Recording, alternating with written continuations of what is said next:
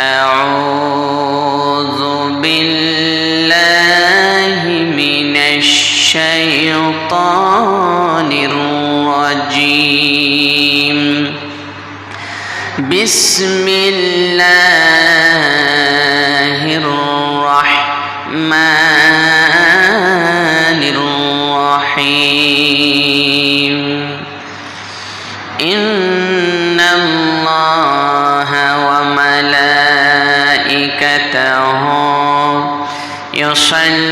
يصلون على النبي يا أيها الذين آمنوا صلوا عليه وسلموا تسليما بلغ العلا بكماله كشف الدجى بجماله حسنت جميع خصاله صلوا عليه وآله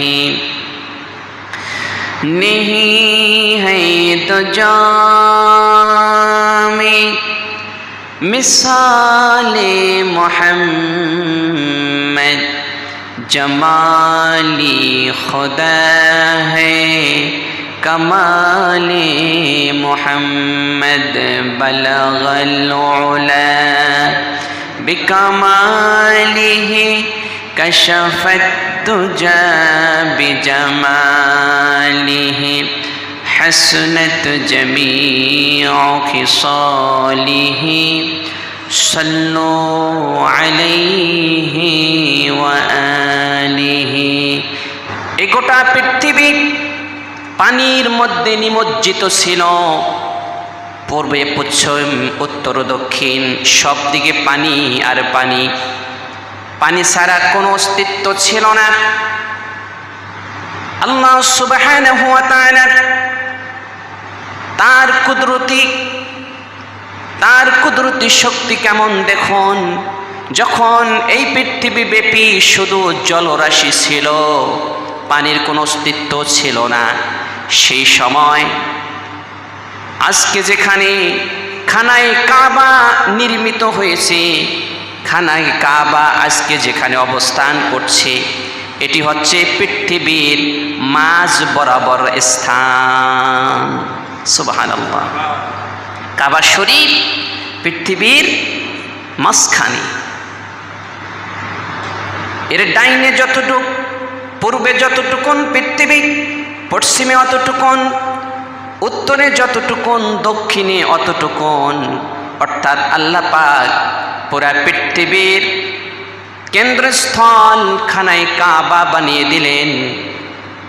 আল্লাহ সুবহানাহু ওয়া তাআলা যখন এই বিশাল পৃথিবীটাকে শুধু পানি আর পানিতে ভাসমান রেখেছিলেন, যেখানে কোনো মাটির অস্তিত্ব ছিল না, ঠিক ওই সময় আল্লাহ সুবহানাহু ওয়া তাআলা এই বিশাল জলরাশির মাঝখানে একটি ক্ষুদ্র টিলা বরাবর একটা উঁচু স্থান আল্লাহ পাক রেখে দিলেন এবং তার চতুর্দিকে প্রবল স্রোতের কারণে গভীর ফেনার সৃষ্টি হয়ে যায়।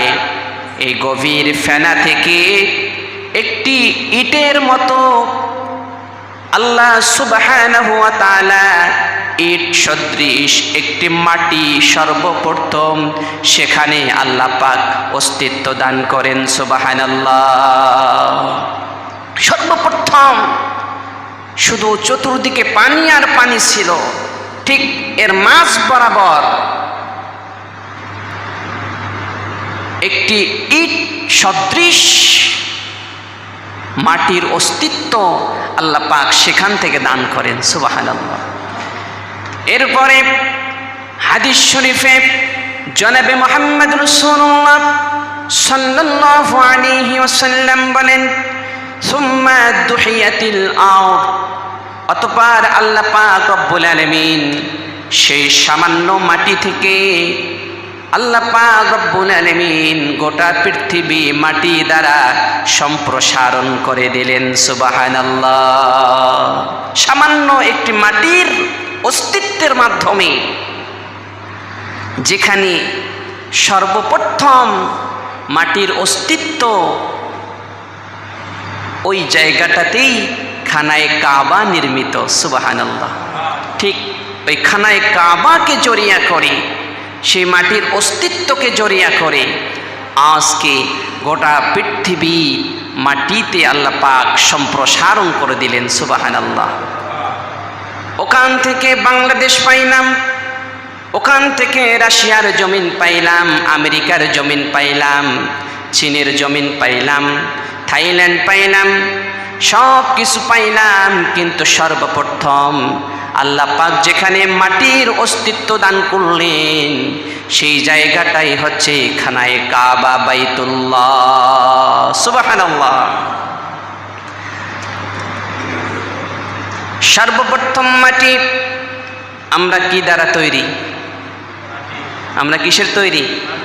মাটির তৈরি, না কোনো সন্দেহ আছে?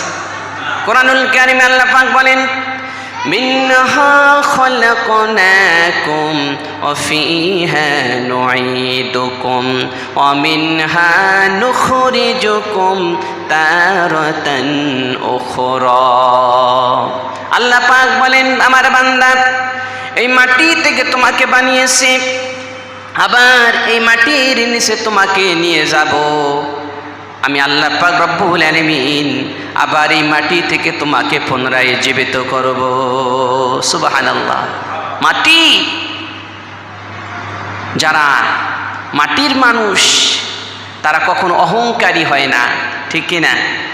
মাটি উপরে না নিচে?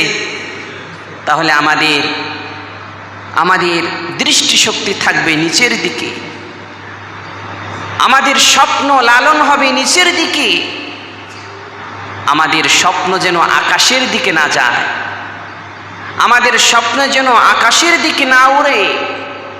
আমাদের স্বপ্ন তো জমিনের সাথে, ঠিক কিনা? আমাদের সম্পর্ক মাটির সাথে।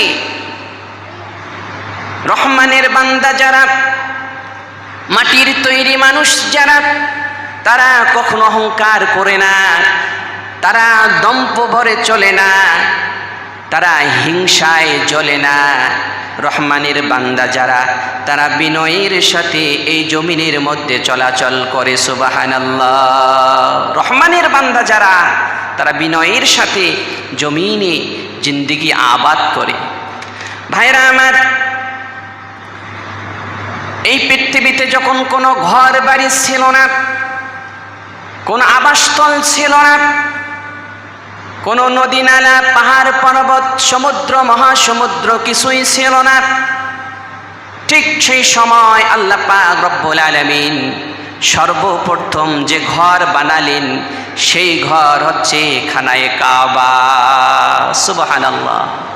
খানায়ে কাবা সর্বপ্রথম ঘর। পৃথিবীর সর্বপ্রথম ঘর কি? কাবা শরীফ, বাইতুল্লাহ শরীফ। এটি হচ্ছে সর্বপ্রথম ঘর।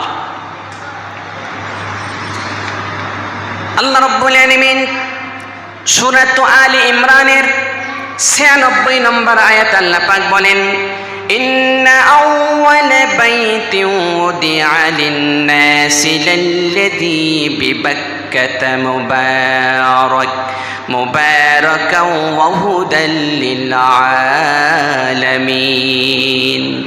আল্লাহ পাক বলেন, নিশ্চয় মানব জাতির জন্য সর্বপ্রথম যে ঘর আমি নির্মাণ করেছি, সেই ঘর হচ্ছে বাইতুল্লাহ, কাবা ঘর, কাবা শরীফ। সুবহানাল্লাহ। সর্বপ্রথম আল্লাহ পাক যে ঘর নির্মাণ করেছেন, সেই ঘরের নাম কি? সবাই বলেন, সেই ঘরের নাম কি? কাবা ঘর, কাবা শরীফ। একটু শোনেন,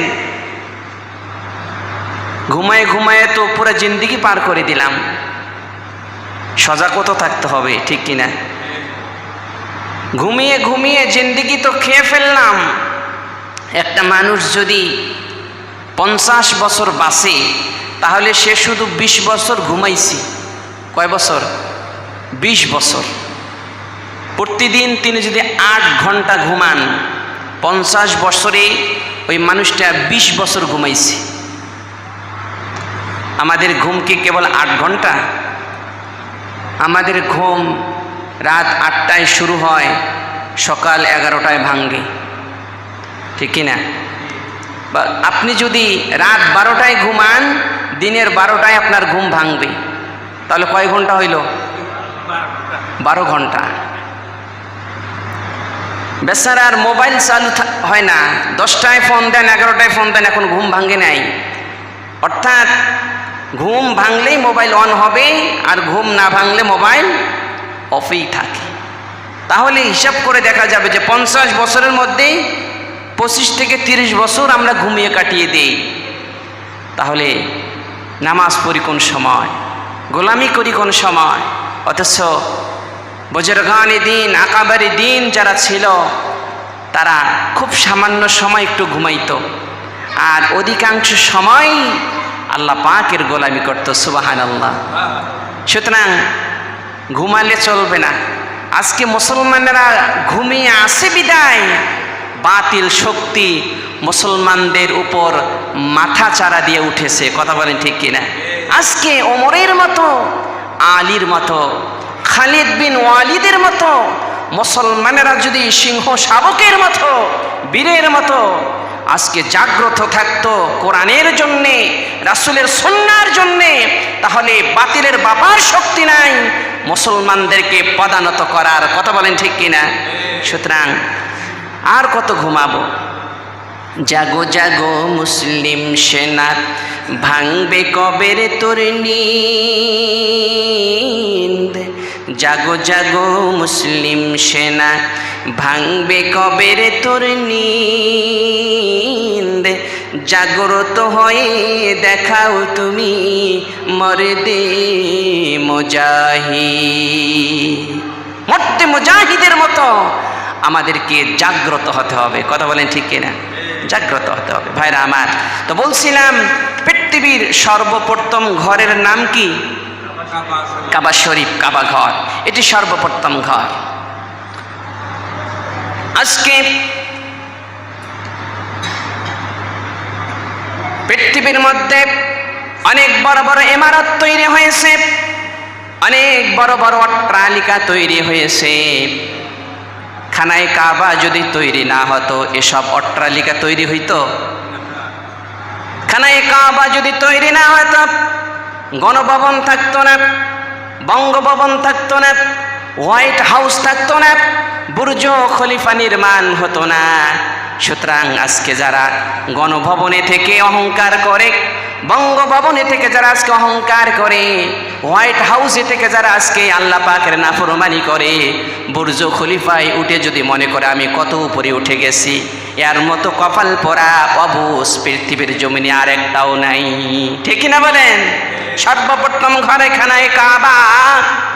আল্লাহ পাক এই ঘরের শ্রেষ্ঠত্ব দিলেন, সম্মান দিলেন, মর্যাদা দিলেন। আল্লাহ পাক এই ঘর সর্বপ্রথম বানালেন।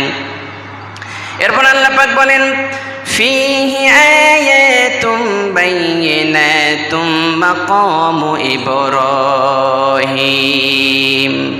আল্লাহ পাক রব্বুল আলামিন মাকামে ইব্রাহিমের মধ্যে নিদর্শন দান করলেন। যারা হজ করতে যান তারা দেখতে পান বাইতুল্লাহর পাশে মাকামে ইব্রাহিমকে সংরক্ষণ করা আছে। মাকামে ইব্রাহিম যেখানে হাজিরা সালাত আদায় করে মাকামে ইব্রাহিমে দাঁড়িয়ে, সেই মাকামে ইব্রাহিমের যে পাথর ছিল, হযরত ইব্রাহিম আলাইহিস সালাতু ওয়াস সালাম যখন খানায়ে কাবা নির্মাণ করেছিলেন, ইসমাইল আলাইহিস সালাম যখন বাবার কাছে সাহায্য সহযোগিতা করেছিলেন, ওই মাকাম ইব্রাহিমের পাথর স্বয়ংক্রিয়ভাবে লিফটের মতো উপরে উঠতেন, আবার নিচে নামতেন। সুবহানাল্লাহ। আজকে আমাদের যে লিফট আছে, লিফট সুইচ দিলে উপরে যায়, আবার নিচের দিকে আসে, আসে না? আবার বিদ্যুৎ গেলে মাঝখানেই বসে থাকে, ঠিক কিনা? ঠিক আল্লাহর হুকুমে মাকাম ইব্রাহিমের মধ্যে যে পাথর, এই পাথর আল্লাহর হুকুমে তিনি উপরে উঠতেন আবার নিচে নামতেন, চলাচল করতেন, মুভমেন্ট করতেন। সেটি হচ্ছে মাকাম ইব্রাহিম। আল্লাহ পাক এর মধ্যে বহু রকমের নিদর্শন রেখে দিয়েছেন। সুবহানাল্লাহ। এরপর আল্লাহ পাক বলেন ওয়ামান দাখালাহু কানা আমিনা। খানায়ে কাবা এমন একটা ঘর, সম্মানিত উপস্থিতি মুসল্লিয়ান ইকরাম, আইয়ামে জাহিলিয়া যুগেও তারা খানায়ে কাবাকে এতটা সম্মান দিতেন, এতটা মর্যাদা দিতেন, এতটা ভক্তি শ্রদ্ধা করতেন। ঐতিহাসিকগণ বলেন যে তারা যখন কেউ যদি কাউকে হত্যা করত, মেরে ফেলে যদি খানায়ে কাবার ভিতরে প্রবেশ করত, যতক্ষণ পর্যন্ত তিনি খানায়ে কাবা থেকে বের না হতেন ততক্ষণ পর্যন্ত কেউ তাকে স্পর্শ পর্যন্ত করত না। সুবহানাল্লাহ। অর্থাৎ যারাই খানায়ে কাবায় প্রবেশ করবে তারাই নিরাপদ। তাকে তার উপর জুলুম করা তো দূরের কথা, তাকে কেউ টাচ পর্যন্ত করে না। সুবহানাল্লাহ। মুহাম্মদ রাসূলুল্লাহ সাল্লাল্লাহু আলাইহি ওয়াসাল্লাম সুদীর্ঘ মদিনার জিন্দেগি যাপন করার পর যখন আবার পুনরায় মক্কা শরীফে প্রবেশ করলেন, কাফেররা দৌড়াদৌড়ি শুরু করলো। হারে মুহাম্মদ সাল্লাল্লাহু আলাইহি ওয়াসাল্লাম বিশাল বড় কাফেলা নিয়ে চলে এসেছে, আমাদেরকে তো হত্যা করে ফেলবে, শেষ করে দিবে।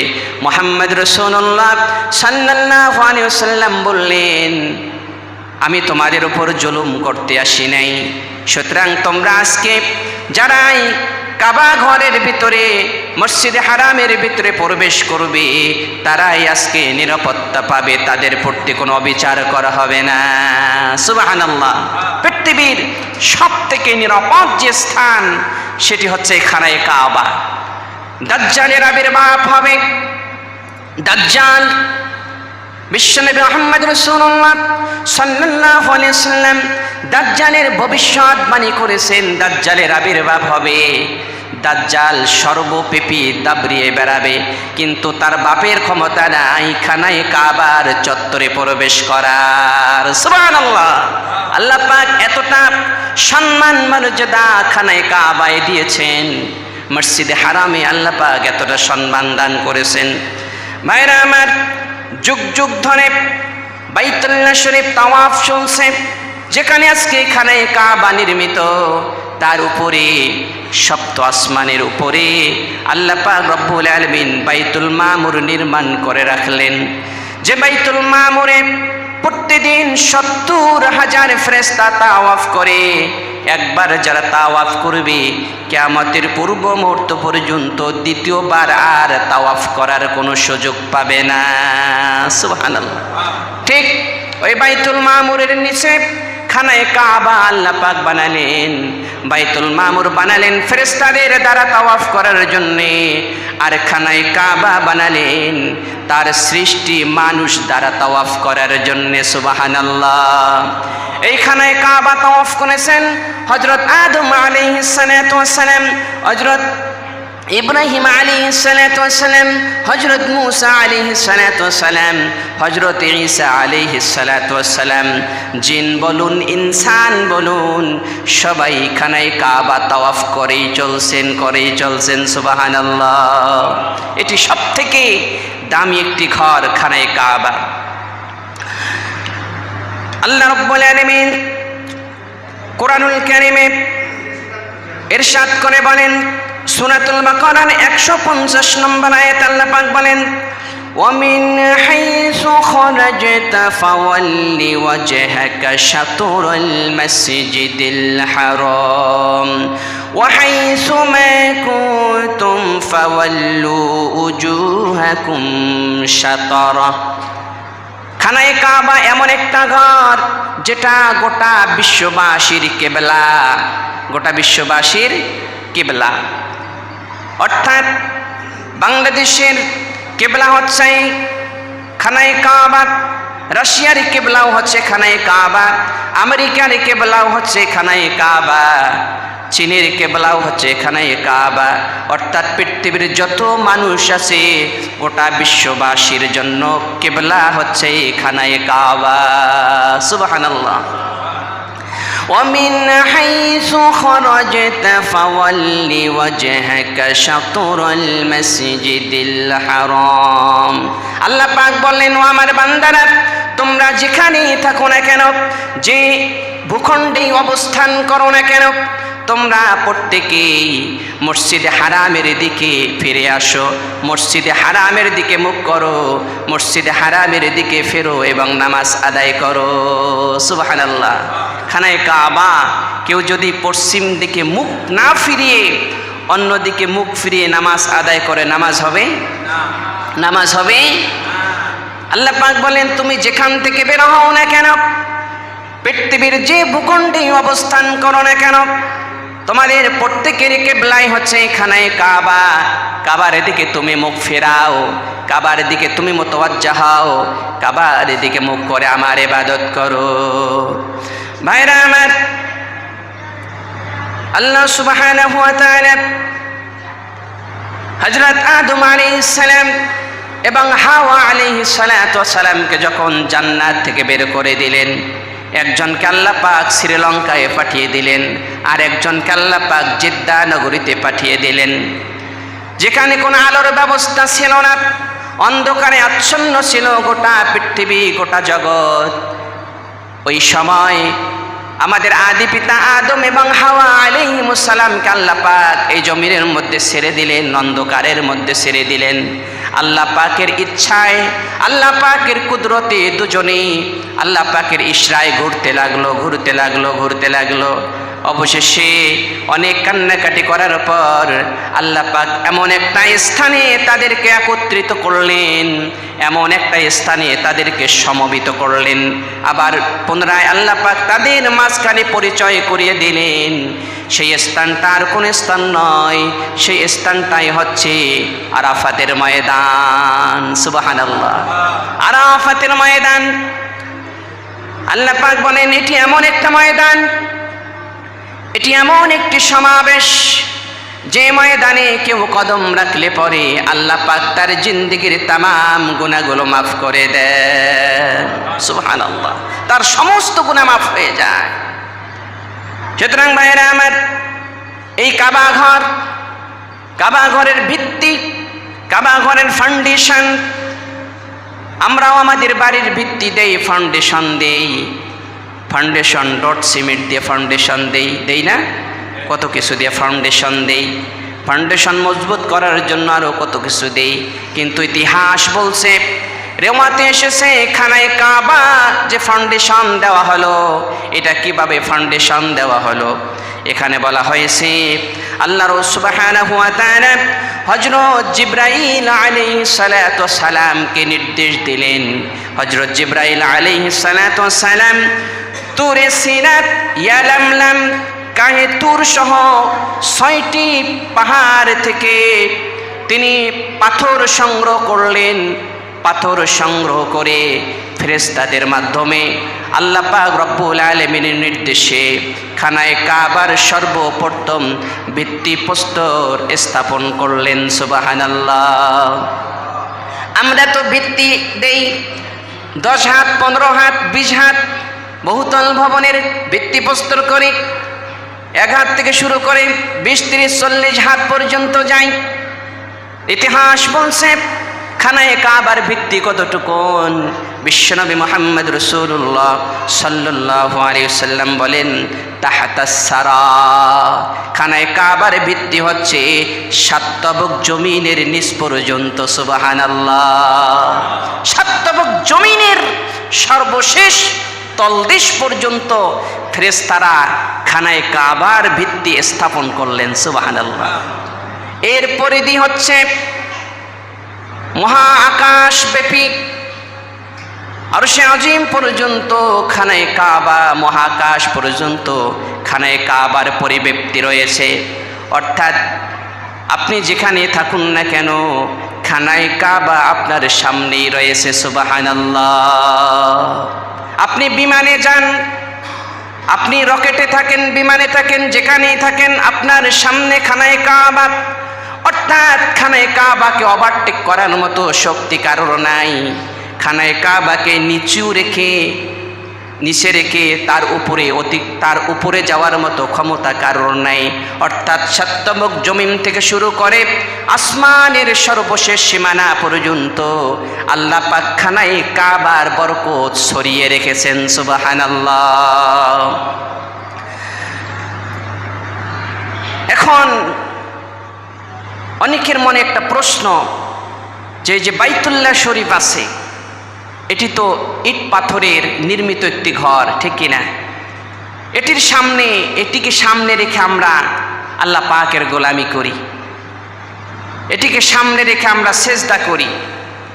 এখন অনেকে বলেন যে হিন্দু যারা আছে, সনাতন ধর্মাবলম্বী যারা আছে, তারাও ইট দিয়ে বিভিন্ন রকম কাষ্ঠখণ্ড দিয়ে পাথর দিয়ে মূর্তি বানায় কিনা? তারাও এটাকে সামনে রেখে তাদের পূজা করে, সেজদা করে। তো আপনারাও তো খানায়ে কাবা ঠিক এরকম সদৃশ বানাইয়া তাদের সামনে আত্মসমর্পণ করেন। তাহলে খানায়ে কাবা এবং মূর্তির মধ্যে পার্থক্যটা কোথায়? অনেক নাস্তিক এরকম প্রশ্ন করে। এটাও তো মূর্তির মতো, যেটাকে ইট পাথর দিয়ে আপনারা বানিয়েছেন, তার সামনে সেজদা করছেন। আমরাও তো এরকম মূর্তি বানিয়ে তার সামনে সেজদা করি। তাহলে খানায়ে কাবা এবং মূর্তির মধ্যে পার্থক্যটা কোথায়? আমাদেরকে বুঝতে হবে, খানায়ে কাবার দিকে মুতাওয়াজ্জা হওয়ার জন্য নির্দেশ কে দিয়েছেন? এদিকে ফিরিয়ে ইবাদত করার জন্য হুকুম কে দিয়েছেন? আল্লাহ পাক বলেন, ফালিয়াবুদু রাব্ব হাযাল বাইত আল্লাযী আত'আমাহুম মিন জু' ওয়া আমানাহুম মিন খাউফ। আল্লাহ পাক সূরাতুল কুরাইশের মধ্যে বলেন, ফালিয়াবুদু রাব্ব হাযাল বাইত, ও পৃথিবীর মানুষেরা, আমার বান্দারা, তোমরা প্রত্যেকেই খানায়ে কাবার দিকে মুতাওয়াজ্জা হয়ে খানায়ে কাবার রব যিনি, আল্লাহ যিনি স্রষ্টা, যিনি, তার ইবাদত করো। সুবহানাল্লাহ। তো খানায়ে কাবার দিকে মুতাওয়াজ্জা হয়ে ওই দিকে ফিরিয়ে ইবাদত করার হুকুম যিনি দিয়েছেন তিনি কে? আল্লাহ পাক। তিনি হুকুম দিয়েছেন, আল্লাহ পাক হুকুম দিয়েছেন, ওয়াহাইসুমা কুনতুম ফাওয়াল্লু উজুহাকুম শাতারা, তুমি যেখানেই থাকো না কেন তুমি কাবার দিকে মুখ ফেরাও। তো এই কথাটা, কাবাকে সামনে রেখে তুমি সালাত আদায় করো, আমার গোলামি করো, এই হুকুমটা, এই পারমিশনটা কে দিয়েছেন? আর মূর্তির গোলামি করো না, এটা সম্পূর্ণ শিরক। এর থেকে বিরত থাকতে কে বলেছেন? খানায়ে কাবার দিকে মুতাওয়াজ্জা হয়ে আল্লাহ পাক তার গোলামি করার আদেশ দিয়েছেন। আর মূর্তি বানিয়ে মূর্তির গোলামি করা সম্পূর্ণ নিষেধ কে করেছেন? আল্লাহ পাক করেছেন। বুঝতে পারছেন কথাটা? খানায়ে কাবা এবং মূর্তির মধ্যে পার্থক্য হচ্ছে, খানায়ে কাবার দিকে মুতাওয়াজ্জা হয়ে আল্লাহ পাক আমাদেরকে আল্লাহর গোলামি করার আদেশ দিয়েছেন। আর মূর্তির সামনে রেখে মূর্তি পূজা করা সম্পূর্ণ শিরক। এর থেকে বিরত থাকার কথা কে বলেছেন? সুতরাং আল্লাহ যা আদেশ করেছেন তা আমরা করি, আর আল্লাহ যা নিষেধ করেছেন তার ধার কাছেও আমরা যাই না। কথা বলেন ঠিক কিনা? সুতরাং এই কাবা ঘর, কাবা শরীফ, কাবার ফজিলত সম্পর্কে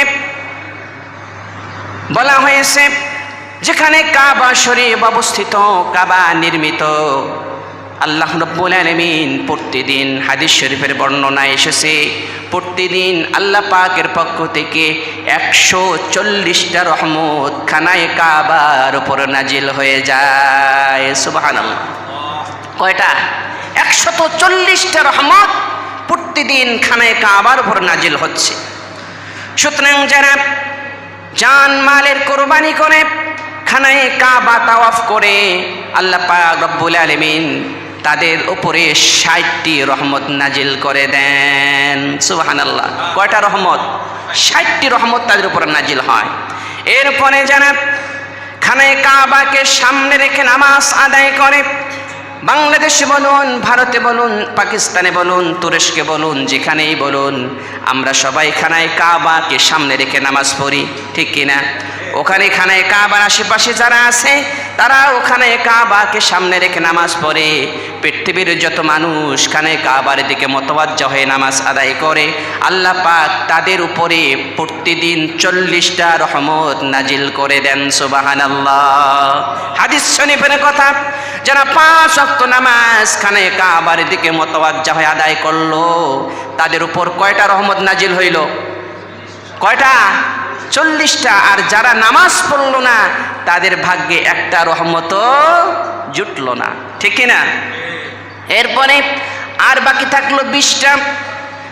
হাদিস শরীফের মধ্যে আসছে এই 20টি রহমত তাদের উপরে নাজিল হয়ে যায় যারা মহব্বতের সাথে খানায়ে কাবার দিকে শুধু তাকিয়েই থাকে।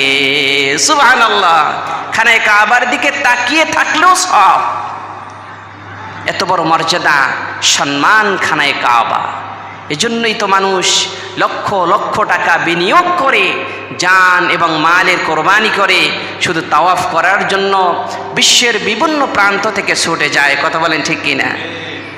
নিজের টাকা, নিজের অর্থ, নিজের শ্রম সব কিছু, আল্লাহর দেওয়া জান, আল্লাহর দেওয়া মাল, আল্লাহর দেওয়া সময়কে কোরবানি করে শুধু একটু তাওয়াফ করবে, কাবা ঘর একটু ঘুরবে, বিশ্বনবীর রওজা মোবারকে দাঁড়িয়ে একটু সালাম পৌঁছে দিবে, এতটুকুন ফিকির নিয়ে লক্ষ লক্ষ মানুষ প্রতিনিয়ত সেখানে ভিড় জমায়। কথা বলে ঠিক কিনা? কত বড় সম্মানের ঘর, কত বড় মর্যাদার ঘর খানায়ে কাবা।